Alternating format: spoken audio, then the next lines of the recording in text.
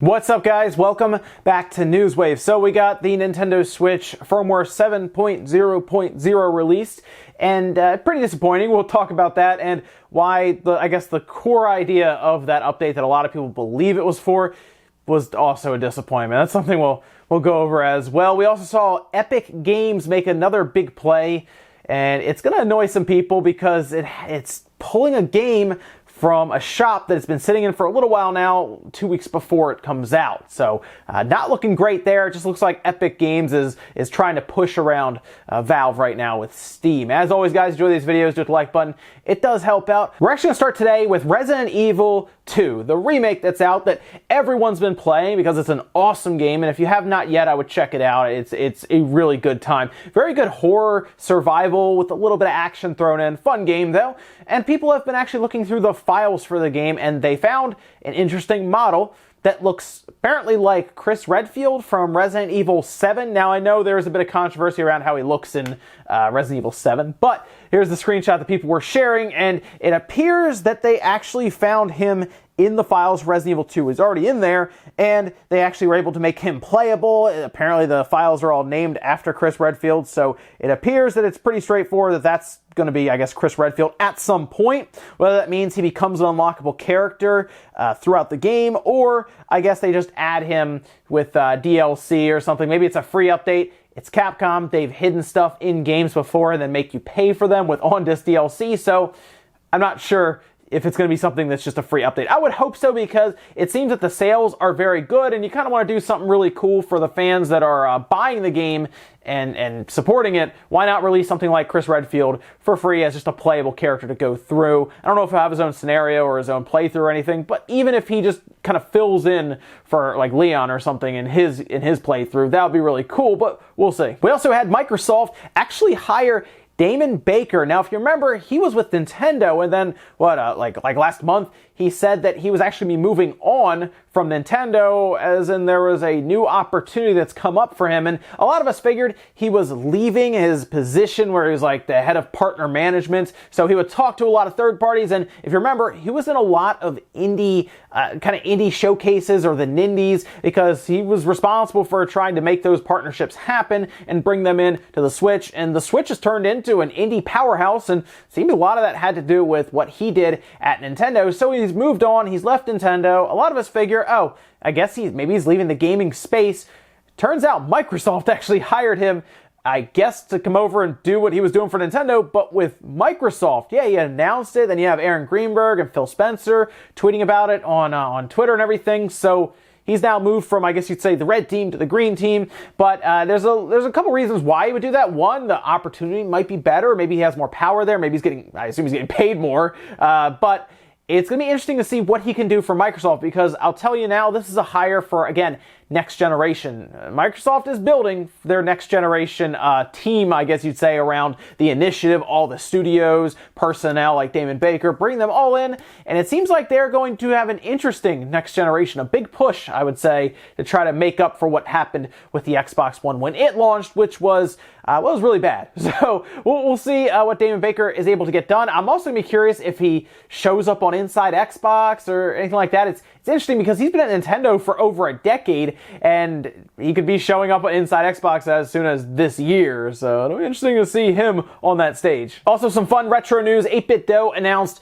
what looks like a Sega Genesis controller in their 8BitDo lineup, as you're seeing a picture here. It's called the 8BitDo M30 Bluetooth gamepad. Of course, it looks very similar to the 6-button layout that we're used to with the 6-button Genesis controller. It has shoulder buttons even at the top, and then several buttons down there below the start button, I assume, to try to fill out anything you would need for something like the Switch or the PC even. It looks to be $30, and it's coming out February 28th, and it is compatible with the Switch, PC, macOS, Android, and they also have, get this, an adapter for the original Genesis you're seeing here. That one is $20, and that will allow you to, of course, use the 8BitDo M30, or you can use next generation controllers like the Xbox One, apparently, the PlayStation. They have them all listed there. So that is awesome for people who are fans of the Genesis and are still playing their original model, or if you like the feel of it, of course, we see things like all the different Sega games going to the Switch. You can play it there, or if you have emulators and stuff, you can use it to play on your computer. Pretty cool to see that, though, because the 8BitDo controllers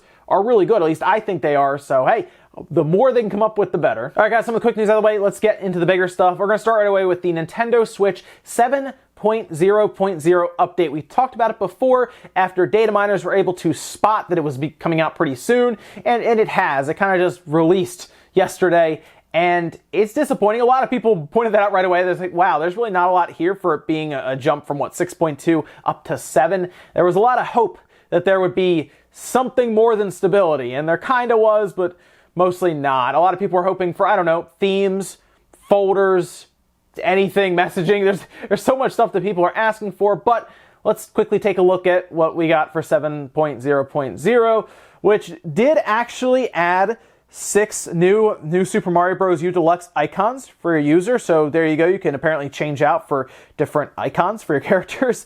And they added additional language support to the home menu for a bunch of different regions. They have China, Korea, and Taiwan all represented in there, so you can change your languages and everything, which is good. System settings, system language, you can change it up, which is new. Of course, that will also help for all those different territories, which is good, obviously, for Nintendo if they ever try to push into something like China, where people are just selling Switches that they import currently. And then, yes, general system stability improvements to enhance the user's experience. I was concerned at first. I said, there better be some stability in here, and there was, which we already kind of know what that is. There was also a Joy-Con update. I don't know what it's done. We don't know yet. We just know if your Joy-Con controllers were attached or you went in to update Joy-Con. It may have prompted you for update, or will just update it. Nothing for the Pro controller, though. Seemingly just the Joy-Con controllers. Not really sure why. But again, we'll let data miners check that out, because they're going to be all over this to see what has changed, what's been added in that's kind of laying dormant right now, ready to be activated. That might be something we end up covering in a story going forward, as I'm sure people are already tearing through this. And how do I know that? Well, 7.0.0 added a bunch of different issues for the hacking scene that appeared to be, well, ways to kind of counteract them hacking into the Switch and creating custom firmware, for example, and opening the Switch up. So it seemed that it was going to be a problem there for anyone who is running homebrew on their... I'm just kidding. It was hacked in 2 hours. Yeah, they already unlocked it. It's done. It was kind of funny because people were posting all the different issues that have popped up now, like Michael Sayers, for example. And then, 2 hours after it went live, people posted on Twitter and they said, oh, yep, it's unlocked. Here's all the codes and stuff, the hashes and everything. There you go. We're done. Yeah, so the general stability that was apparently all the security things, it's useless at this point. It didn't really do much now. So that it feels like a waste, I guess. But like I said, we don't really know what's actually in there. Trust me, we've seen several times where they've snuck in those Super Nintendo games, for example. Who knows what's actually there? It's also possible that nothing's there, but we are going into a time where Nintendo is going to be kind of active this week, so you never know what could be available now, for example, or just announced one day. So we'll see, and we'll also follow up if anything really interesting is found in Update 7.0.0. Otherwise, though, language options for the home menu and some icons for your user. Next up, let's talk about Epic Games and the Epic Games Store, as they are really, really making a push for this digital storefront, and they're very, very aggressive right now. We've talked about them outright signing different games, third parties, indies, whether it's with publicity or just flat out money. Of course, we've talked about how they've cut down heavily on the game store itself and the cut that it gets from games. It's like, what, a 1288 split or something like that. It's very, very compelling to go to the Epic Game Store at this point when Steam seemingly has their 30% cut still in effect from what we know now. Well, we had an interesting announcement after Deep Silver and Metro Exodus announced that they would be now going exclusively to the Epic Game Store, and that game is coming out in 2 weeks. And they have now announced that, which means all the pre-orders on Steam will at least still be fulfilled, but you can no longer buy it on Steam. You can also no longer buy it anywhere else. The Humble store had to pull theirs down. I believe Green Man Gaming, basically all the other spots you might go outside of Steam also are not selling it. So Epic Games has pretty much snatched this one up, and it's exclusively on their store. And that is definitely an aggressive, you need to say, bully tactic in business.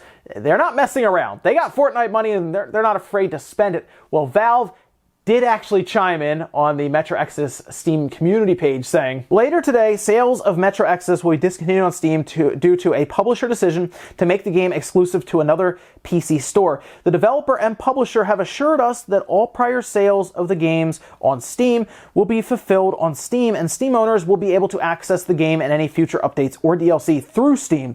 We think the decision to remove the game is unfair to Steam customers, especially after a long pre-sale period. We apologize to Steam customers that were expecting it to be available for sale through the February 15th release date, but we were only recently informed of the decision and given the limited time to let everyone know. So this, from what I can tell, is the first time that Steam has openly commented on a move from Epic Games Store. In fact, they've pretty much just been pretending like they don't exist, at least until now. They had to say something and said, it's unfair.